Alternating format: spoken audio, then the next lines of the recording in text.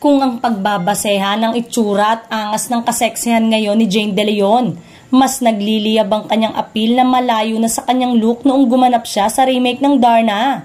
Sa IG post nito kasama ang kanyang longtime friend na si Mia Antonio, isang visual artist, hindi nagpakabog ang ganda ng Jane. Sa Celebrant, mapapatunayan sa photo nilang dalawa na lumaban ng malusog na hinaharap ni Jane at kaseksihan. Parehong nakaspaghetti strap na may malalim na V-cut ang suot nilang dress habang hawak ang cocktail drinks. Busog na busog daw itong kay Jane. Bukod dito, lutang na lutang rin ang magandang mukha ng aktres at ang kanyang mahabang buhok.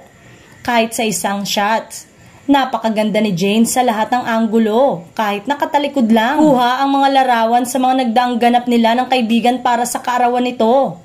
Nagbanding ang dalawa sa The Farm sa San Benito para i-celebrate ang birthday ng best friend niya. Tila paghahanda na rin ito ng aktres sa nalalapit na pagbabalik serye nito.